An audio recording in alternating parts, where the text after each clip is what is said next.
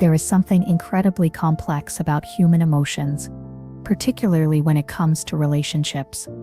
One of the most intriguing, yet often heartbreaking patterns in the dynamics of love and attachment is the tendency for some women to chase what hurts them. It's not something that is openly discussed or easily understood, but it is a pattern that exists in many women's lives, though it is rarely talked about. Women, often seen as the more emotionally driven gender, have a natural desire to find connection, love, and security. Yet for some, they find themselves caught in relationships that not only fail to offer these things, but instead bring them pain. Why does this happen? Why is it that, despite knowing the heartache, some women still find themselves drawn to situations and people that hurt them? It's an age-old question that seems to defy logic and reason. After all, who would knowingly choose something that causes pain? Yet, countless women, in their search for love and meaning, end up repeating this cycle. They chase after the very things that hurt them, only to find themselves disappointed and heartbroken time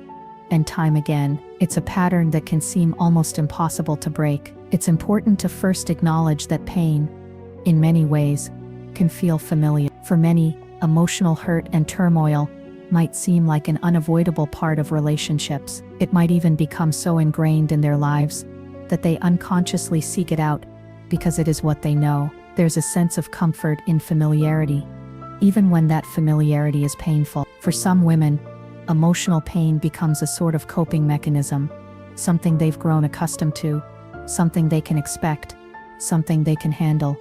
Consider the example of a woman who's been in a toxic relationship before. This woman might have been mistreated or misunderstood in the past, but for some reason, she finds herself back in a similar relationship. She may tell herself that this time will be different, but deep down, she's already prepared for the possibility of hurt. It's a cycle that repeats itself, almost as if it's predestined. This isn't because she enjoys suffering or chooses to hurt herself, but because the pain feels more certain than the unknown. We might ask, why would anyone put themselves in such a situation? The answer lies in the psychology of attachment and self-worth. Many women, especially those who have experienced emotional neglect or abuse in their past, may seek out relationships where they feel needed, even if that need comes at the cost of their own happiness. For some, love becomes equated with sacrifice, with the idea that real love means enduring pain, making compromises, or accepting things that they know are wrong. This kind of attachment can be rooted in childhood experiences, where love was either conditional or elusive, and they've learned to associate affection with struggle. In these situations, the woman might feel that love must be earned, and that sacrifice is a necessary part of maintaining it. So, when a relationship causes pain, it may be subconsciously viewed as a reflection of how much she cares, or how much she is willing to give. The more pain she endures, the more love she believes she is receiving. It's a twisted form of validation, one that keeps her chasing what hurts because, in her mind, the pain proves her devotion. There is also an element of hope that can trap someone in a cycle of hurt. Hope, in its purest form, is beauty. It's what helps us believe that tomorrow will be better, that things can change, and that love can conquer all. But hope can also be dangerous when it blinds someone to the reality of a situation. Women who chase what hurts them often do so because they hold on to the hope that things will get better, that the person they are with will change, or that the love they give will eventually be reciprocated in a way that heals the wound. But hope without action, hope without tangible change, can lead to endless disappointment. Take a moment to think about a woman who has been in an on-again, off-again relationship for years. She knows, deep down, that her partner is not capable of providing her with the love and respect she deserves. She's been through cycles of excitement, betrayal, joy and pain. Despite all this, she finds herself returning to the same relationship, hoping that this time will be different. It's not because she wants to be hurt, it's because she hopes that if she loves him enough, if she sacrifices enough, things will finally shift in her favor. But the reality is that hope without any change in the situation becomes a form of self-deception. Another reason women chase what hurts them is rooted in a deep desire to feel validated. In many cases, women who have suffered emotional wounds seek out relationships where they can prove their worth, either to themselves or to others. If a woman has been told, perhaps by her family or society, that she isn't good enough,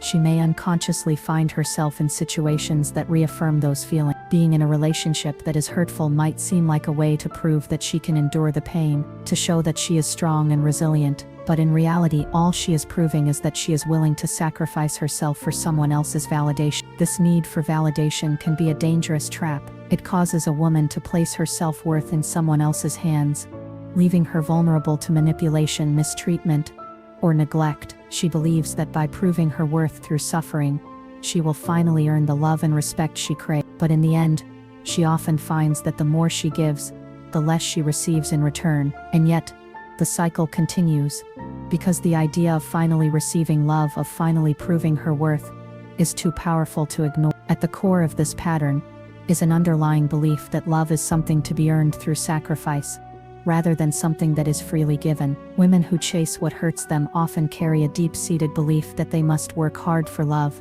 that it doesn't come easily or naturally. This belief may have been shaped by childhood experiences, past relationships, or societal messages about what love should look like. But love, true love, isn't about enduring pain or sacrificing your happiness for another person's validation. Love is meant to be a source of support, joy, and growth. It is meant to uplift and nurture, not to cause constant emotional turmoil. And yet, women who chase what hurts them often forget this truth. They forget that they are deserving of a love that doesn't come with strings attached, that they don't have to earn affection through pain. The consequences of chasing what hurts them can be devastating. Over time, this pattern can erode a woman's sense of self-worth, leaving her feeling unworthy of anything better. She may become numb to the pain, unable to recognize when a relationship is unhealthy or toxic. The more she chases what hurts her, the more she becomes convinced that this is all she deserves. And yet, breaking free from this pattern is not easy. It requires a deep sense of self-awareness and the courage to confront the lies she has been telling herself. It means understanding that she is worthy of love,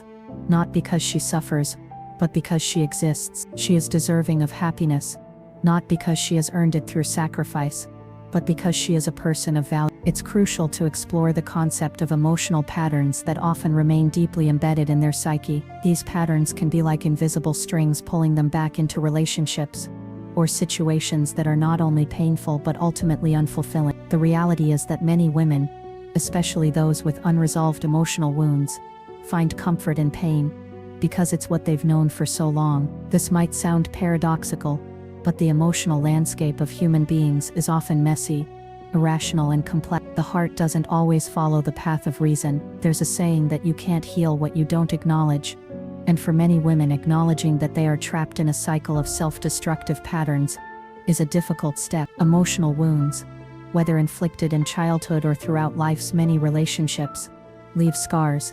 These scars can sometimes shape how we approach future relationships, how we view ourselves, and how we define love. When love has been conditional in the past, whether it was tied to performance, behavior, or enduring pain, it's hard for someone to break free from the idea that love must be hard, that it must come with suffering. Consider the example of a woman who grew up in a family where love was given only when certain conditions were met, when she behaved, when she excelled, or when she made sacrifice. She might have learned that the only way to receive love was through being perfect, through being the good child, or through giving up her own needs for the sake of others. As she grows older, she may subconsciously seek out relationships where she is expected to endure hardship or make sacrifices in order to be loved. The painful reality, however, is that these relationships often don't fulfill the deeper emotional needs she has. They become a way for her to feel validated, but at a high cost. This dynamic of needing to prove oneself worthy of love is often linked to the concept of abandonment. Women who have faced abandonment or emotional neglect at a young age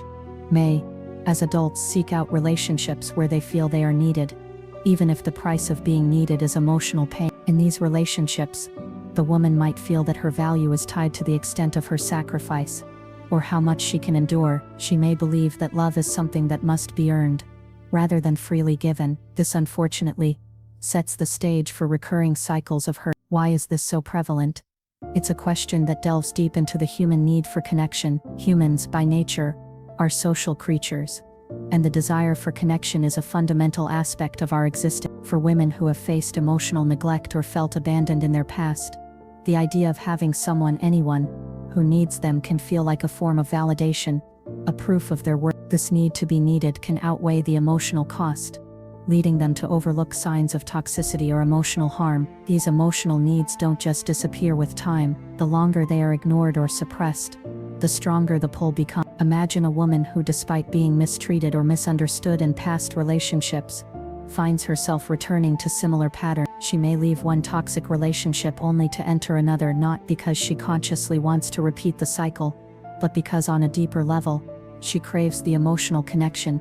Even if it comes with pain, it becomes a form of emotional dependency that's hard to break free from. Moreover, the emotional attachment to someone who causes pain is often intensified by the idea that things could change. The sense of hope, discussed earlier, often leads to a cycle of emotional back and forth. She might think, maybe next time he'll change, maybe next time I'll be enough for him, or if I just love him more he'll finally see my worth. This desire for change, however, is rarely based on realistic expectation. More often than not, it's based on an idealized version of the person, one that doesn't truly exist. The hope that things will get better is one of the most dangerous traps in any relation. It can keep a woman stuck, waiting for something that may never happen, which makes it harder to move on and create space for healthier relationships. At the heart of this behavior lies the concept of self-sabotage. When someone is accustomed to pain, they often subconsciously feel that they don't deserve anything better. This belief is formed over years of emotional conditioning. If a woman has been repeatedly told,